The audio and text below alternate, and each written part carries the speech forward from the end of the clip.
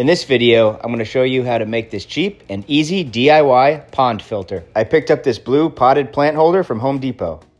The first step was to attach the hole saw to the drill and then drill a hole into the pot.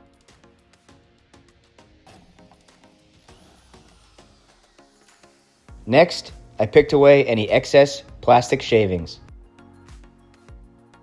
I used a lighter to get rid of the ones that I couldn't pick away with my fingers. I bought this 3/4 inch bulkhead at Home Depot. The next step was to screw the bulkhead onto the flower pot. This will ensure that the outlet part of the filter is watertight. I made sure to screw it on as tight as I possibly could. I'll give you guys a closer look, but you can see here there's absolutely no gaps between the bulkhead and the flower pot.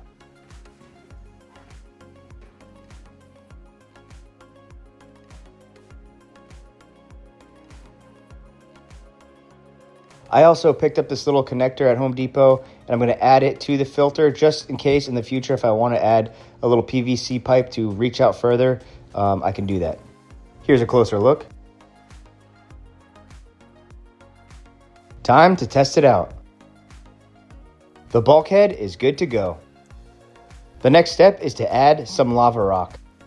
Lava rock is the perfect place for beneficial bacteria to live. I'm going to let the hose run through the filter until all the red dust is gone.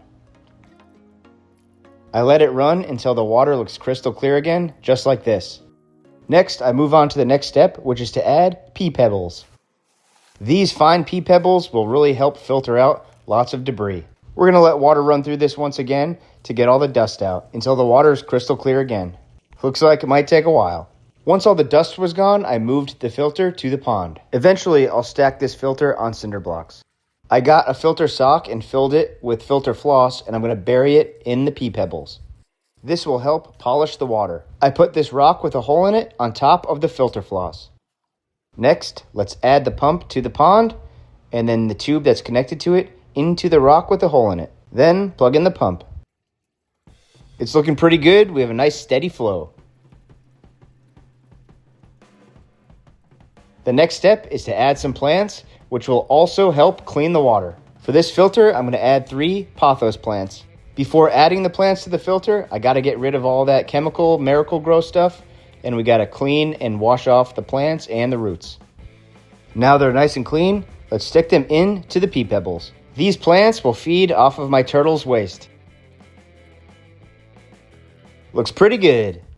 The good thing about a DIY filter like this is you could do anything you want. You don't have to add lava rock like I did. You could use media rings, sponges, anything. It's customizable to your preference. You can see I have 2 filters running on this pond. The internal fountain filter and this external DIY filter I just made.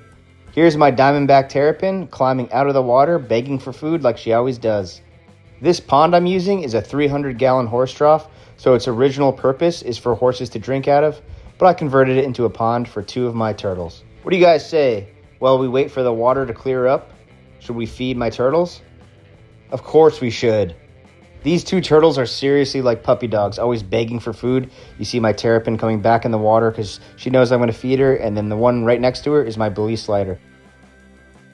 Today's menu is good old-fashioned aquatic turtle food.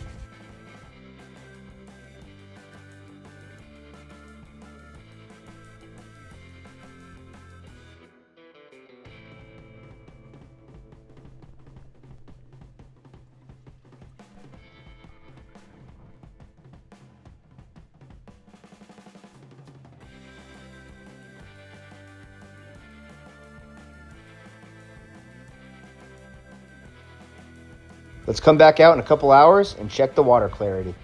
It actually took a few hours for the water to clear up. It's dark now, but looks pretty good and the filter is working excellent.